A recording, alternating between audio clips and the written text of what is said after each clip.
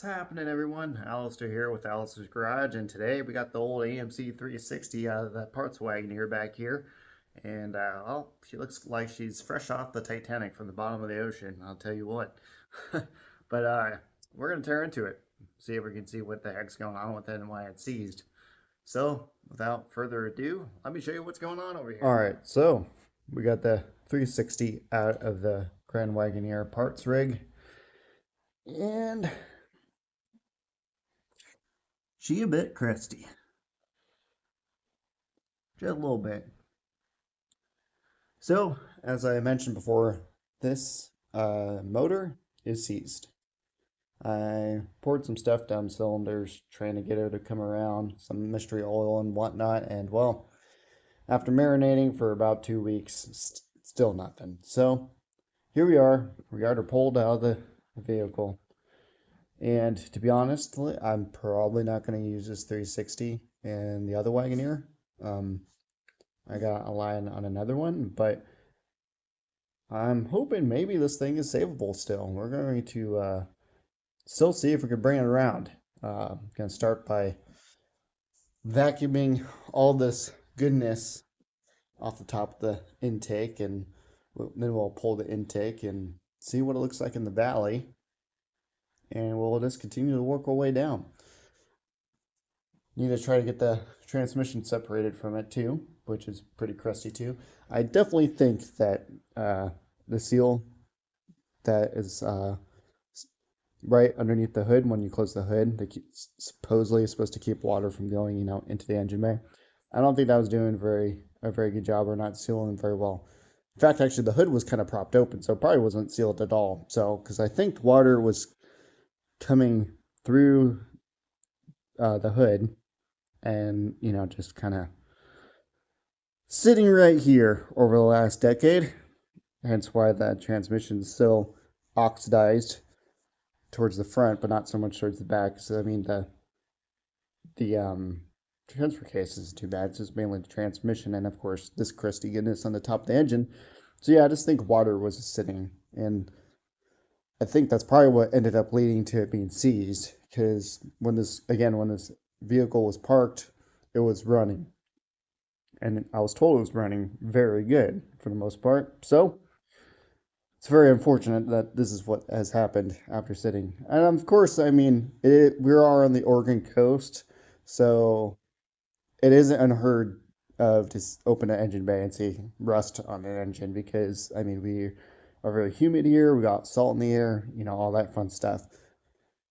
But again, this looks like it's a result of not only just moisture, collecting over the years, but again, water actually pooling on top of the engine and all that fun stuff. So at least that's what I think, and that's what I'm going with. I guess we'll find more as we dig into this.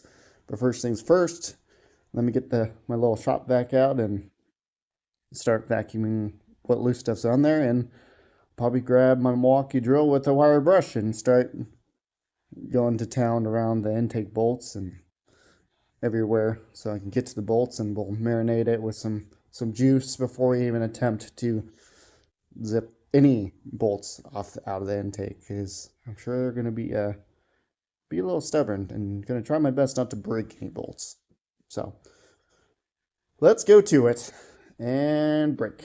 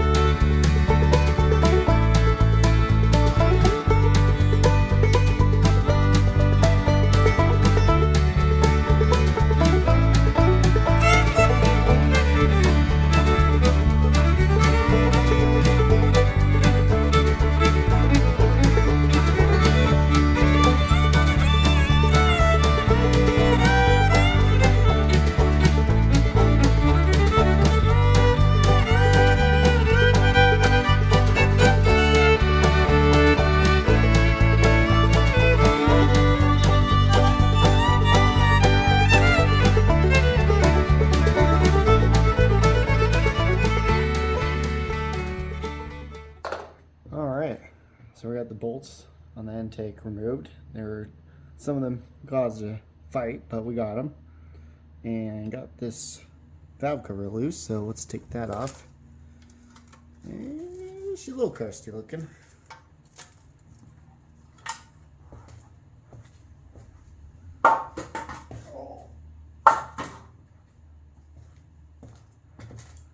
Now let's see if we can get this thing intake to come off. Oh, yep, she's broken loose. And the moment of truth. Oh yeah, this bitch.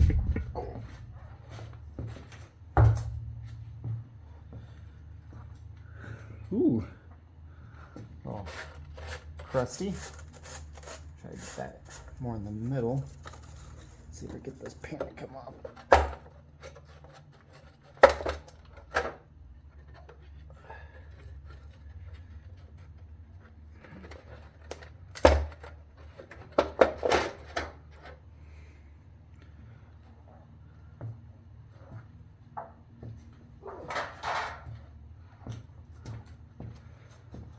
Not as bad as I was expecting, to be honest.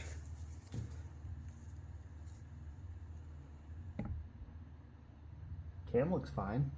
Well, I mean, if I'm looking down below, through the holes of the casting of the block to see inside. I mean, it's not the greatest, but it's not all rusty.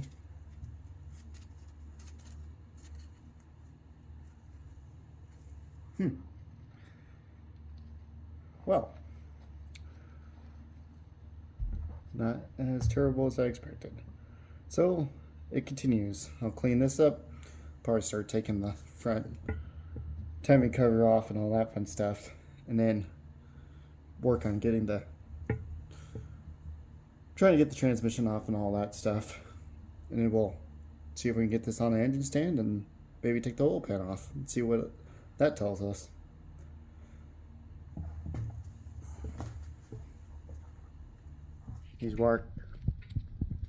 These sets right here, rockers and push rods, are a little crusty, but again, not as terrible as I expected.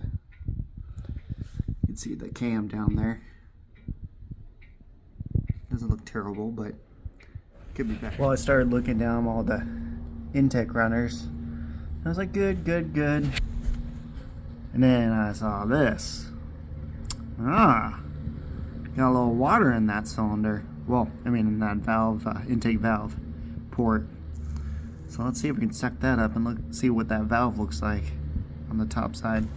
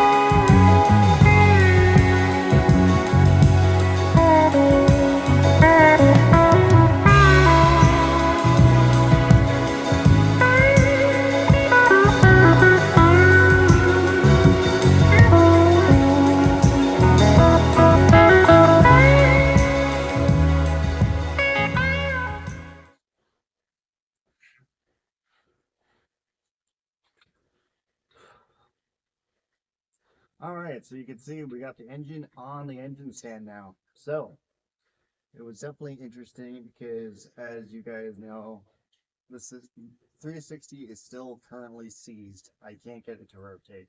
So, of course, as you know, I've pulled this whole thing out with the transmission and transfer case attached to it still out of the parts Jeep. So, what I ended up doing, of course, is you saw me take the intake off and the valve covers and exhaust manifolds, but to actually get the transmission separated from the engine, because now remember, I can't actually rotate the engine. It won't rotate at all right now. So I couldn't get to those other, I could get to one flex plate bolt, or excuse me, torque converter bolt, but I couldn't get to the other three because I couldn't rotate the motor. So what I did was, of course, I could separate the transmission and leave the torque converter still attached to the flex plate. And that's what I did. I just separated the transmission and the torque converter was still on the flex plate. But luckily, when I did that, I had just enough room to sneak a wrench past the back. Sorry, stuff's shifting. I had just enough room to slip my wrench between the block and the flex plate to get at all three of those torque converter bolts. And I just had to go back and forth and rotate, loosen them back and forth because, of course, I had to support the torque converter in on top of it. I had to kind of wiggle it because, of course, I would dead end with the bolt would dead end to the block, back to the block. So then I have to kind of pull it back further so I can get a few more threads to loosen to come out of the torque converter. But I got it. So got lucky there. I mean, most cases you can, but I wasn't sure with this 360. So now we got it on the engine stand. So today is the day we're going to try to figure out why. I mean, other than, of course, you saw the water that I showed you in the intake ports here, the little bit of water there, but we're going to dig deeper into this block, see if we can figure out why it's not wanting to rotate. So it could be the pistons, these pistons over here were the ones that had the water in the intake ports. Maybe that's just one crusty mess. We'll find out. Or maybe we'll flip her over after we take the heads off and take a look at what's going on in the cylinders. We'll flip her over and we'll pull the pan and see what it looks like with the crank and the main bearings and the rod bearings. You know, we'll figure her out. Now, will this engine be worthy to put into the 87 out there? Now, remember, this came out of the parts one that came with the 87, and this motor apparently ran really good when the parts one was parked a little bit over a decade ago. Fortunately, you know, things happen over 10 years sitting outside the elements. Granted, there was a hood on, you know, covering this block, but apparently somehow water did get into the engine. Now, was it leaking? You know, I kind of suspected maybe it was leaking past the actual, like the hood was propped open and water was leaking on the backside of the hood, puddling on the back of the engine, and somehow maybe it made its way into the intake, like through the PCV valve that's in the back here and whatnot. Or maybe somebody left the hood open for a little bit at a time and somehow water got down the carburetor and found its way into the cylinders, you know. It's kind of hard to tell what happened with it, but we'll figure it out. You know, it's all about detective work.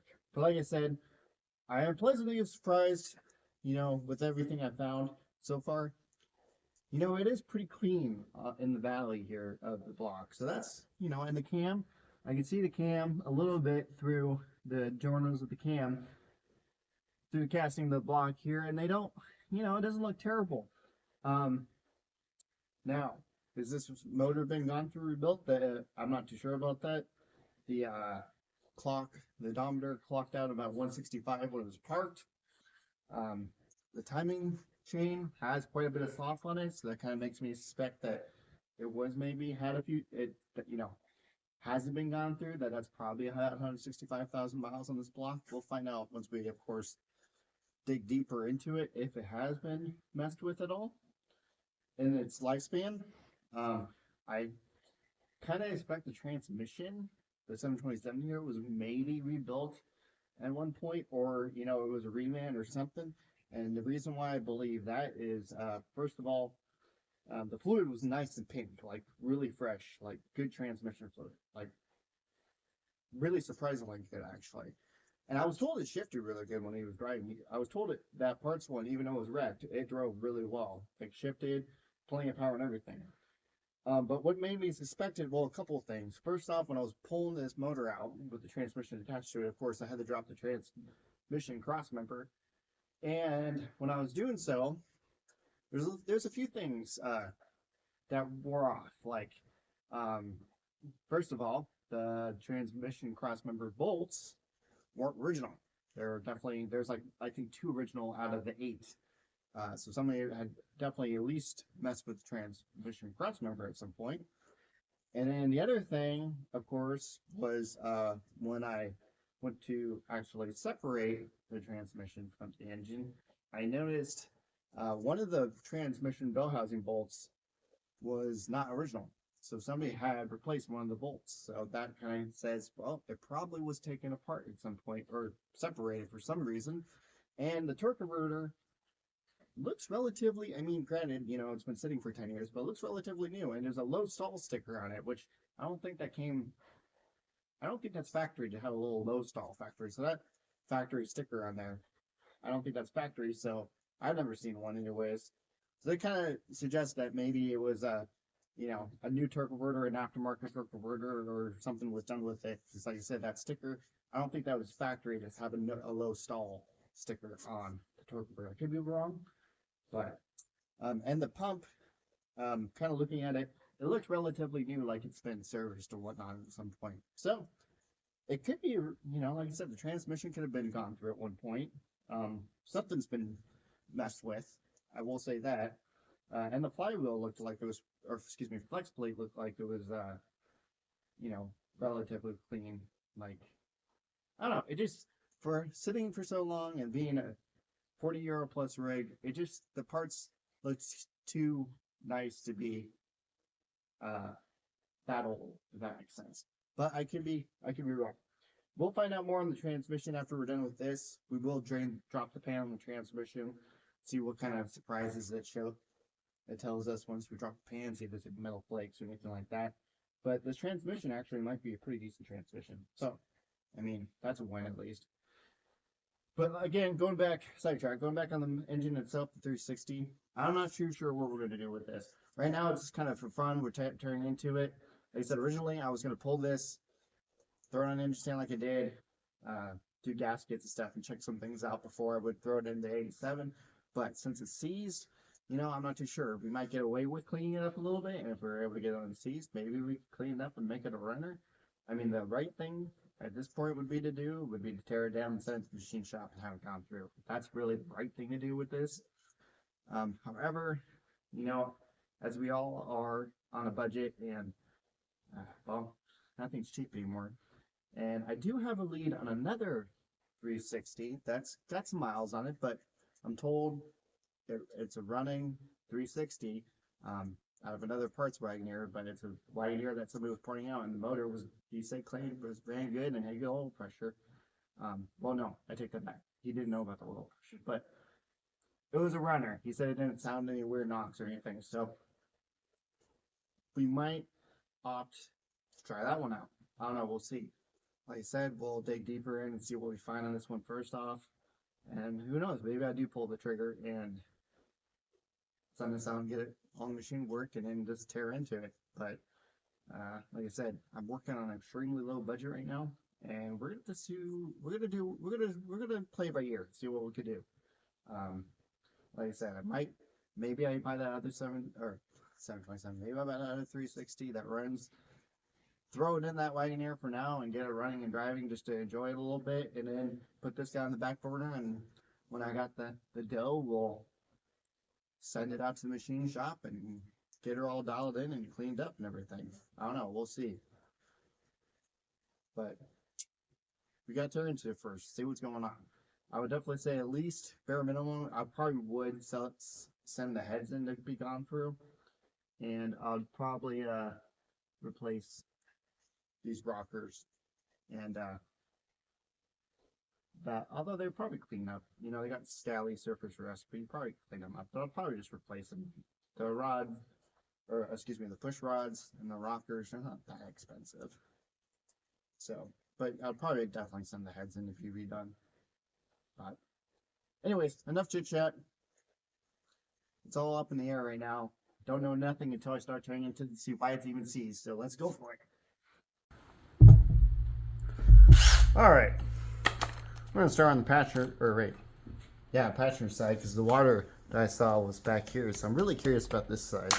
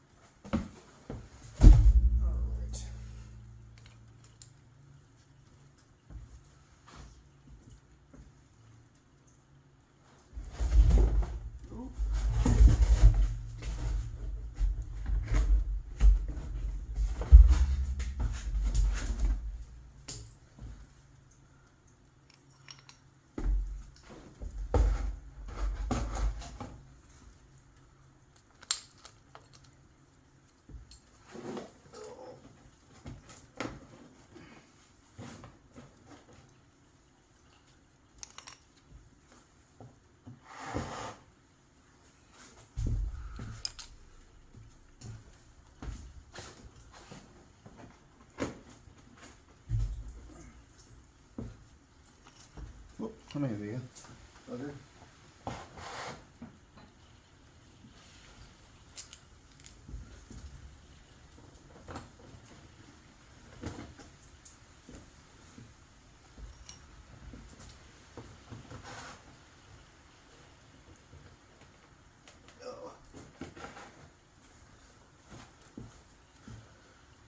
All right.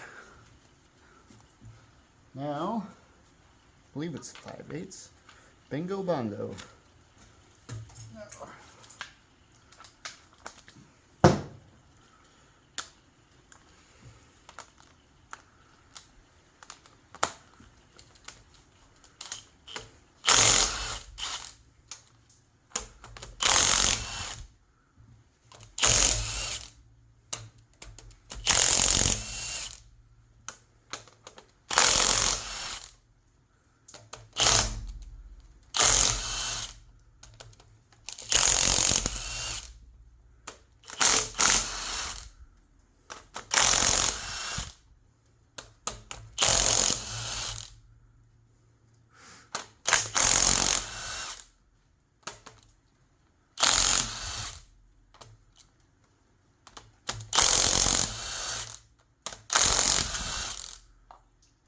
I think that should be all done.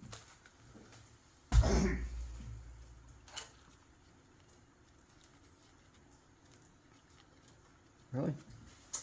Really?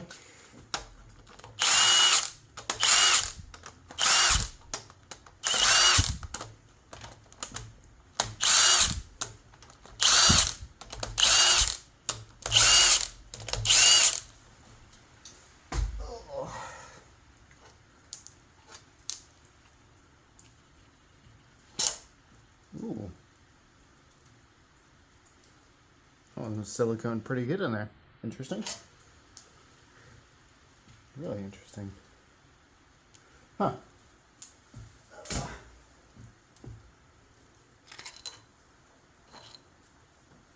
Definitely got some water in that one.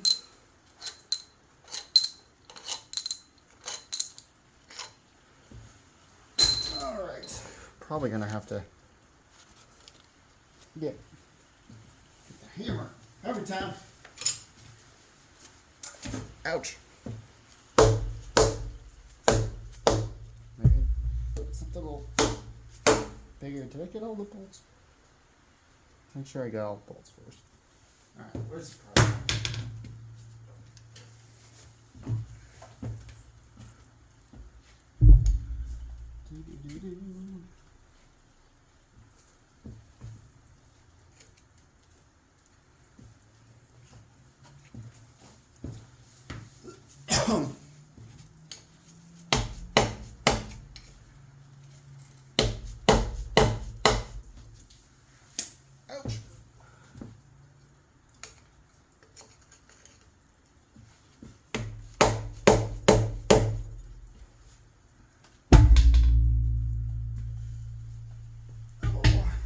that enough to flick her loose?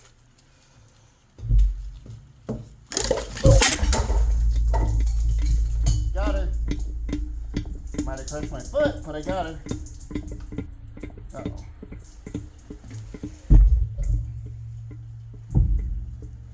So, as you just saw, Exhibit A, me being a dumbass. 10 out of 10 would recommend dropping a cast iron cylinder head on your foot. No, definitely would not recommend. Just kidding. Anyways, so 2 things I did wrong in that. First thing is I usually keep 2 cylinder head bolts, with a few threads in the block still. So if cylinder head was to jump ship as I'm trying to break it free from the block, it would catch it, so it wouldn't fall on my foot like it just did. And the other thing was poor hand placement. I don't know what the heck I was thinking there, because as you saw, I grabbed from the front and it broke free with me barely even tugging on it. Although I don't think I was expecting it to break free like that, first of all, and second of all, I just wasn't thinking, because usually I grab both. I'm safe about it. I grab from both ends of the cylinder head, so I have a good grip and wiggle it off so I don't drop the damn thing. Because for one, well, honestly, I'm probably not going to hurt that cylinder head. It's cast iron. It just put a dent in the earth and in my foot. But yeah, so 10 out of 10 would not recommend that. I am accident prone, so I guess it's to be expected sometimes for me to have a goof up. We all do it, right? We all have our moments of lapse of judgment. Of course, I was just, worried about filming my video and trying to do that clip really quick as possible to shed time on my whole long video. But I paid the price for it because I wasn't thinking. I got going too fast. So remember, slow down. So, because yeah, that hit the top of my knee and then it continued down and it hit right across the top of my foot there. Luckily today, ow. Yeah, can't really put pressure on it right now. Luckily for me, I put my steel toe work boots on because I expected to get pretty dirty today with, fluids coming out of the engine. Hopefully not fluids coming out of me. But anyways, and so I didn't put on my square toe cowboy boots on that I usually wear all the time. So that saved my toes, because I know it's part of TMI, but I got a toe now that's actually, I had an accident a couple of years ago where I dropped something on my big toe and lost toenail. And that wasn't even mechanic involved. That was, again, I'm an accident prone. Everyday life should just be in a bubble or a padded room.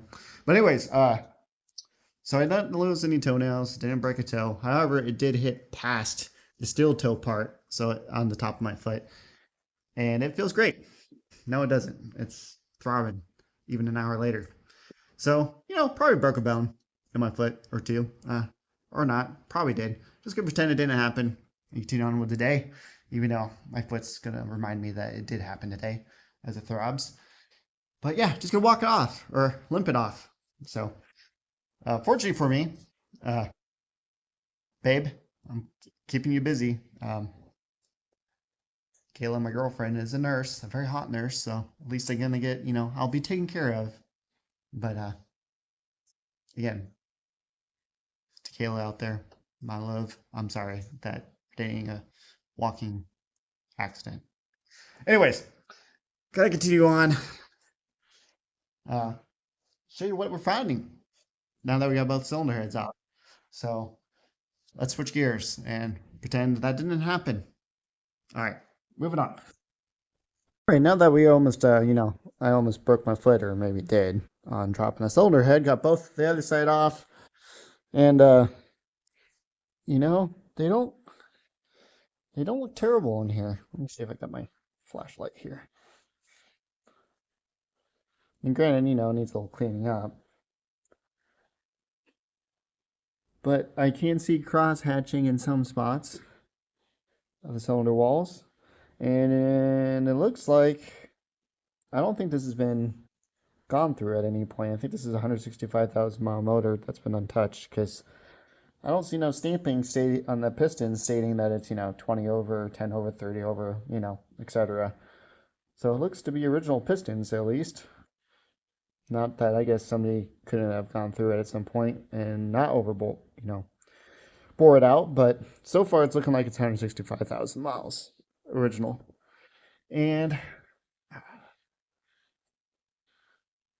yeah, I mean, you don't look terrible, really. I really stuck my finger in here to see if there's any lips yet. Other than, of course, at the top, which is kind of usual. A little ridge, but anywho's, and a little marking right there. But anyways, not as bad as I was expecting. Again, not as I was expecting to see maybe one of these all rotted and, filled with crud, but still nothing out of the ordinary, to be honest. So no signs of like a bunch of water. Although I did have these soaking, when I was trying to get unseats in the Jeep, I had them soaking with mystery oil and a few other things. So obviously that did clean up the cylinders a bit. But anyways, time to flip this thing over and drop the pan and see what's going on the inside on the crank side things. Well, pan's off. It was a little concerning. I thought this was metal, but it's actually like RTV stuff. Now, I don't know what the hell this plastic piece is. I'm trying to figure out what that is, but that was sitting on top of the screen. But, that might have just been on the bottom of the pan, and when I rotated the motor, it fell. Just so happened to fall on the screen. But so far, nothing, I don't know, extremely concerning. Doesn't seem like there's much play in the rods yet. Pulled the rear main cap off first. And honestly, it's not very... it looks like some shit maybe ran through at one point. But, I don't see no copper. And I have to do a better fingernail test, but so far it seems relatively smooth. So I'm going to go along the rest of them and check them all. A little bit more, little copper showing, or I don't know, maybe that's just rust.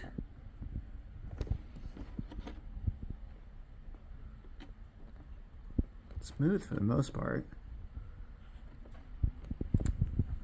That's the front. I've broken all these loose, by the way, just so you know. So we're just going to go along the way and check each one. Next one don't look, honestly, again, looks like maybe a little bit of wear and stuff that got embedded and ran through the block, but nothing too serious. That's a little bit of a finger catcher there, but again, in all honesty, not anything worse. I don't know, just not what I really expected. I thought it was going to be a lot worse than this, but so far it's surprising me. Next up is the main thirst bearing. We'll see how that one looks. Again, nothing too concerning, but a little bit of a groove right there again. Something ran through, looks like, but so far I'm not seeing anything too crazy. Crazier than like I expected anyways.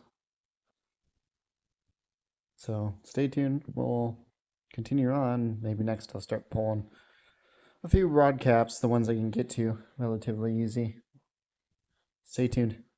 Pop this cap off, or the bearing out. And it's original AMC bearing.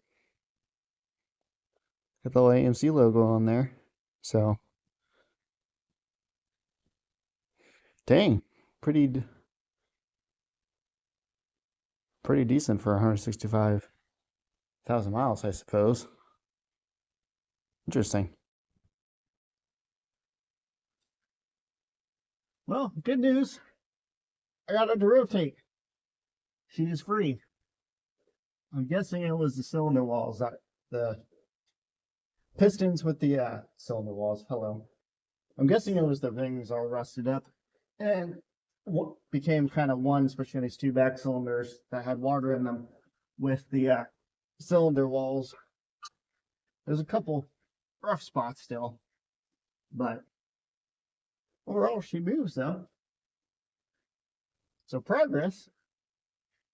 Tried to wipe off the debris that was coming up as I was doing so to try not to, send that through the cylinder walls too much. But she moves. She rotates. All right, guys. Well, we got it to move. Big win today. So let's do a little recap here. So we believe this engine does have 165,000 miles on it, and it has never been bored out or had machine work done on it. How did we find that out? Well, first off, I don't see any stamps on the pistons indicating that's been bored over. Two, when we're going through looking at the main bearings and the few rod bearings I pulled, uh, they had the original AMC logo on the back. So they're an actual AMC part number, part. So that's a big sign that they're the most possibly the original bearings, unless if it had some sort of work done in the early days when you could still buy AMC parts from the dealership. And this timing chain definitely has a lot of slack in it. So all that stuff tells me, well, it's probably is an unmolested motor where it hasn't had any machine work done and gone through.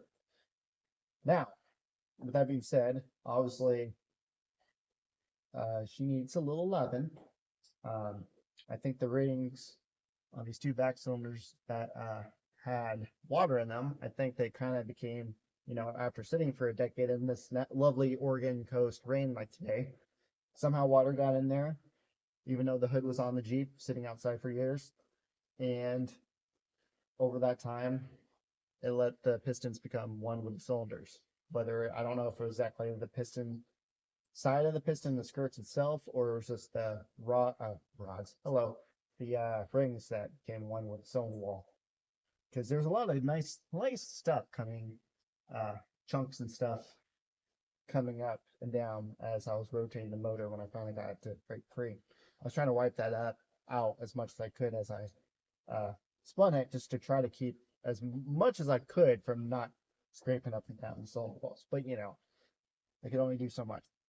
So we got a few things. First off, part of the smart thing to do, if I had the money, would be to tear it all apart and send it to the machine shop. Have them check it. There's some stuff we could do here by checking, with getting the gauges out and checking all the cylinders and all that stuff to see if it needs to be bored or whatever the case. And a few other things we can check here at the house. But really, it probably should be hot tanked. The smart thing would be to send it to the machine shop, hot tank it, have the crank cleaned up, have it bored over if it needs it, and probably new cam bearings thrown in. It would be a smart thing to do, and increase plugs and all that stuff. Now, the problem is as of right now, I'm trying to do this quickly, and if it goes to the machine shop, the closest machine shop to me is about an hour and a half, and they're pretty booked out. So we're looking at probably about a month and a half before I have this back. Two, I really don't have the money for that, to be honest. I'm just like a lot of other folk, the car guys out there right now. Funds are tight. It's kind of a crazy time, but and I got too many projects as it is. So I'm really trying to do my best not to spend too much money on getting that 87 going. So that would hurt the wallet quite a bit, although it would probably be the right thing to do. So I do have a second choice. I know I have a motor up north. I got to travel full 4 hours, but it's a running engine. However, he doesn't know what the oil pressure was because he literally bought it just for parts, got it running enough to drive to his shop and start taking it apart for parts for another vehicle he was doing, or he parts them out. He seems like a nice guy.